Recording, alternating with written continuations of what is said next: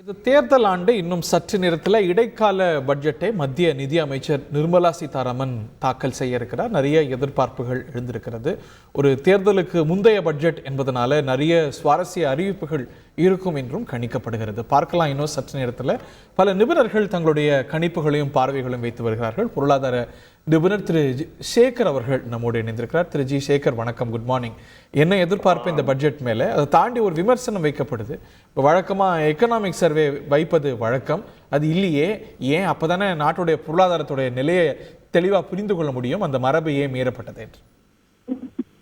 அதாவது இப்ப மாத்திரம் இல்ல, எந்தெந்த ஆண்டுகள் நீங்க பின்னாடி எடுத்து பார்க்கலாம். 2019, 2014, 2009, 2004 எந்த ஆண்டுகள்ல எலெக்ஷன் நடக்கிறதோ இன்டரிம் பட்ஜெட், இது பட்ஜெட் கிடையாது, இன்டரிம் பட்ஜெட். ஏன் இது இன்டரிம் பட்ஜெட் சொல்றாங்கன்னா, மத்திய அரசாங்கத்துல நம்ம கான்ஸ்டிடியூஷன் பிரகாரம் ஒரு ரூல் இருக்கு. இந்த பட்ஜெட்டை பிரசன்ட் பண்ணலைன்னா ஏப்ரல் 1ஆம் தேதியில இருந்து எந்த அரசாங்க அலுவலர்களுக்கும் including prime minister and president of இந்தியாவுக்கு கூட சேலரி கொடுக்க முடியாது. இந்த பட்ஜெட்டை பார்லிமெண்ட்ல பிரசன்ட் பண்ணினா தான் நடக்கும்.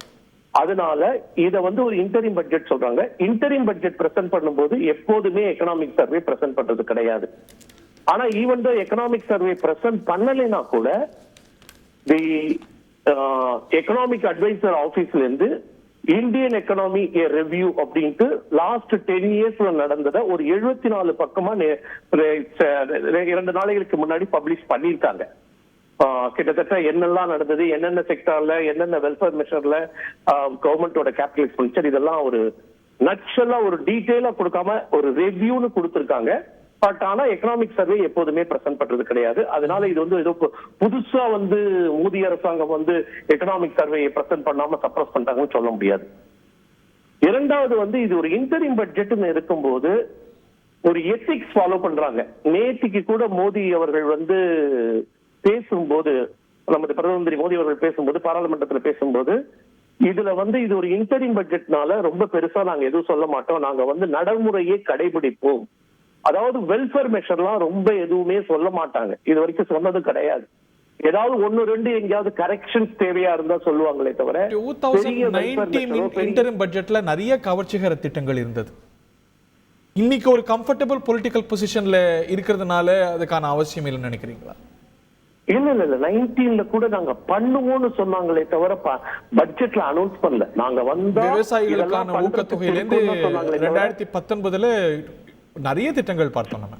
இல்ல பிப்ரவரி பட்ஜெட்ல எதுவுமே பெருசா வரல. பிப்ரவரி பட்ஜெட்ல தான் பியூஷ் கோயல் பிரசன்ட் பண்ண பட்ஜெட்ல தான் நிறைய கவர்ச்சி திட்டங்கள், விவசாயிகளுக்கு 6000 இதெல்லாம் அந்த பட்ஜெட்ல தான் அறிவிக்கப்பட்டது. இட் ஆல்சோ காட் அது ஏற்கனவே சொல்லிட்டு இருந்தது அவங்க சொன்னதே தவிர புதுசா அந்த இடத்துல அவங்க சொல்லல.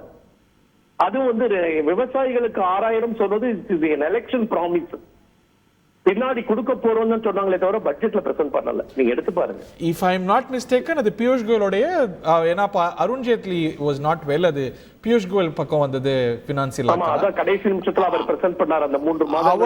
அவரோட அறிக்கையில நிறைய திட்டங்கள் நம்ம பார்க்க முடிந்தது. அதாவது இதெல்லாம் பண்ணலாம் என்று இருக்கிறோம் என்று சொன்னார்களே தவிர it is not forming part. அதாவது நான் ஒண்ணு சொல்றேன், பார்லிமெண்ட்ல பேசுறது வேற, பார்லிமெண்ட்ல பட்ஜெட் டாக்குமெண்டா கொடுக்கிறது வேற. இதுதான் நான் சொல்லுவேன். இன்ஹெரண்டாவே ஒரு இன்டரிம் பட்ஜெட்டுக்கு லிமிடேஷன்ஸ் இருக்கு, சோ செய்ய முடியாது அப்படிங்கறீங்க.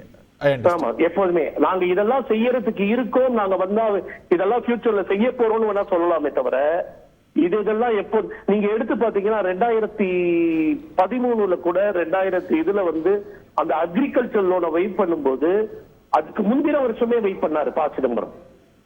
2013 பட்ஜெட்ல வெயிட் பண்ணாரு, 14 பட்ஜெட்ல சொல்லல. ஈவன் சிதம்பரம் அந்த 2014 பட்ஜெட், அந்த பிப்ரவரி மாச பட்ஜெட் எடுத்து பாத்தீங்கன்னா it is just like that what நடக்கும். ஏன்னா அதாவது நாங்க ஃபியூச்சர்ல இதெல்லாம் பண்ணலாம்னு இருக்கோம்னு சொல்றாங்களே தவிர சின்சியரா பாத்தீங்கன்னா இந்த பட்ஜெட்ல என்ன இருக்கும் அப்படின்னா ஏப்ரல், மே, ஜூன் மாதங்களுக்குரிய செலவிற்கும் வரவுக்கும் உரிய ஒரு அப்ரூவல் டாக்குமெண்ட் தான் இருக்குமே தவிர அதுக்கு மேல இருக்காது. ஏன்னா நார்மலா ஜூன் மிடில் ஆர் ஜூன் எண்ட்ல பட்ஜெட்டை பிரசன்ட் பண்ணிடுவாங்க. 3 மாதங்களுக்கோ 4 மாதங்களுக்கோ உரிய வரவு செலவு கணக்கிற்கான ஒரு அப்ரூவல் தான் இந்த பட்ஜெட்ல இருக்குமே தவிர திட்டங்களோ பெரிய இதுவோ எதுவுமே இருக்காது. ஒரு புதிய அரசு வந்த போது அவங்க தான் அதை செய்ய முடியும். ஜூலை ஆகஸ்ட்ல தான் அது ஏன்னா அப்படிதான் ஒரு எத்திக்ஸா வச்சிட்டு இருக்காங்க, ஒரு மாரல் எத்திக்ஸாவே. நான் வந்து 1982 இருந்து நான் கல்லூரி முடித்த காலங்களிலிருந்து கிட்டத்தட்ட 42 வருடமாக பட்ஜெட் பார்த்துட்டு இருக்கேன்.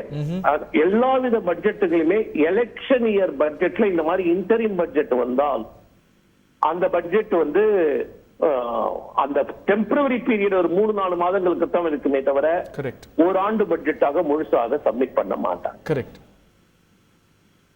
இந்த சினரியோ இந்த பட்ஜெட்ல என்ன எதிர்பார்க்கலாம்? இது வந்து ஒரு சம்பிரதாயபூர்வமானது, இது வந்து இட் இஸ் a necessity, அதனால செய்றாங்கங்கறத தாண்டி ஒரு கரெக்ஷன் மெஷர் எதிர்பார்க்கலாம் சார். கரெக்ஷன் மெஷர்னா where there is a correction is permanently needed.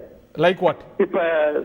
இப்ப வந்து லோயர் இன்கம் குரூப்ல என்ன எதிர்பார்க்கறாங்க, யாரெல்லாம் வந்து இந்த ஆயுஷ்மான் பாரத்ல கவர் பண்ண முடியலையோ அவங்க எல்லாம் என்ன எதிர்பார்க்கறாங்க? இந்த மெடிக்கல் இன்சூரன்ஸ் பிரீமியம் 35,000 வச்சுட்டாரு. ஆனா இன்னைக்கு பிரீமியம் ஏறிக்கிட்டே போறது, ஆனா டிடக்ஷன் லிமிட் அவ்வளவுதான் இருக்கு. இப்ப என்னையே எடுத்துக்கிட்டீங்கன்னா நான் ஒரு சீனியர் சிட்டிசன் லெவலுக்கு வந்துட்டு இப்ப எனக்கு என் ஒய்ஃபுக்கும் கட்டணும்னா கிட்டத்தட்ட 45,000-50,000 ரூபாய்க்கு மேல போயிட்டு இருக்கு. ஒரு காலத்துல நான் 24,000 ரூபாய் கட்டிட்டு இருந்தேன், இன்னைக்கு 50,000 ரூபாய் கட்ட இருக்கு. ஆனா எனக்கு இன்கம் டாக்ஸ் டிடக்ஷன்ல 35,000 தான் லிமிட் கிடைக்கிறது. அப்ப we are expecting an increase in limit considering the inflationary effect on insurance premium paid. அதாவது இன்சூரன்ஸ் பாலிசில இன்ஃபிளேஷனரி எஃபெக்ட் வருஷம் கூட்டிட்டு போகும்போது அந்த பிரீமியம் கட்டுறதுல எஸ்பெஷலி மெடிக்ளைம் இன்சூரன்ஸ் பாலிசில அந்த அதுக்கேற்றிய ப்ரொபோர்ஷனேட் இன்க்ரீஸ் ஒரு 35,000 to 50,000 கொடுத்தால் டிடக்ஷன்ஸ் கொடுத்தால் நல்லா இருக்கும் அப்படின்னு ஒரு எதிர்பார்ப்பு இருக்கு. டாக்ஸ் ஸ்லாப்ல மாற்றங்கள் எதிர்பார்க்கலாமா சார்? டாக்ஸ் ஸ்லாப்ஸ்ல நியூ ஸ்கீம்ல எதிர்பார்க்கலாம் சார். ஓல்டு ஸ்கீம்ல எதிர்பார்க்க முடியாது, நியூ ஸ்கீம்ல எதிர்பார்க்கலாம். நியூ ஸ்கீம்ல வந்து 7 to 8.5 லட்சம் வரைக்கும் எதிர்பார்க்கலாம். ஓஹோ, இன்ட்ரஸ்டிங். ஏன்னா அதுக்கு மேல எதிர்பார்க்கறதுக்கு இல்லை. ஏன்னா பிகாஸ் நம்ம வந்து நமக்கு 10 லட்சம் கூட கொடுத்தா கூட ரொம்ப ஹாப்பியா இருப்போம். ஆனா நம்ம வந்து இந்திய பொருளாதாரத்தையும் இந்தியால இருக்கிற ஒரு மக்களுடைய பெர்ஃபார்மன்ஸையும் வச்சு பார்க்கணும். உதாரணத்துக்கு எடுத்தீங்கன்னா இன்னைக்கு வந்து இந்தியால வந்து ஈவன் சிறு தனி வியாபாரிகள் அப்படின்னா நேற்றுக்கு எக்கனாமிக் சர்வேல பிரசன்ட் பண்ணிருக்காங்க. எக்கனாமிக் சர்வேல இந்த எக்கனாமிக் ரிவ்யூல பிரசன்ட் பண்ணிருக்காங்க. 1,40,00,000 பேர் தான் ஜிஎஸ்டில ரெஜிஸ்டர் பண்ணிருக்காங்க. 1,40,00,000 பேர் தான் ரெஜிஸ்டர் பண்ணிருக்காங்கன்னா இந்தியால பிசினஸ் பண்ற கம்யூனிட்டில 40 லட்சத்துக்கு மேல ஆண்டுக்கு வியாபாரம் பண்றவங்க வந்து 1,40,00,000 பேர் தான் இருக்காங்க அப்படிங்கிறது இன்னைக்கு கவர்மெண்ட்ல இருக்கிற ஒரு ஸ்டாட்டிஸ்டிக்கல் ரெக்கார்ட். அதே மாதிரி 10 லட்சத்துக்கு மேல வருமானம் காட்டுகிறவர்கள் அப்படின்னாங்கன்னா ஒரு 1.5 கோடியிலிருந்து 2 கோடி மக்கள் தான் இருக்காங்க 10 லட்சத்துக்கு மேல வருது. அப்ப பேசிக் எக்ஸம்ஷன் தூக்கி போயிட்டேன்னா என்னால ஒரு கண்ட்ரியோட எஃபிஷியன்ட் பெர்ஃபார்மன்ஸ் பண்ண முடியாது. அதனால நியூ ஸ்கீம்ல வேணா இன்க்ரீஸ் இருக்கலாம்.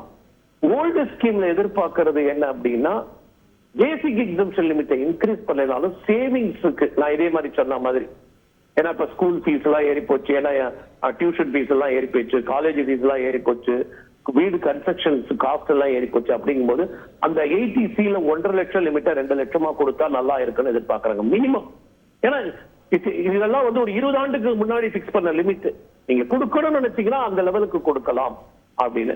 அதே மாதிரி ஹவுசிங் லோன் இன்ட்ரெஸ்ட் இன்னைக்கு வந்து அஃபோர்டபுள் ஹவுசிங்னு சொல்றாங்க. அதாவது ஒரு 450-500 ஸ்கொயர் ஃபீட்டுக்குள்ள சிறு குடும்பங்களுக்குரிய அஃபோர்டபுள் ஹவுசிங் ஸ்கீம். செய்திகளை உடனுக்குடன் தெரிந்து கொள்ள உடனே சப்ஸ்கிரைப் பண்ணுங்க.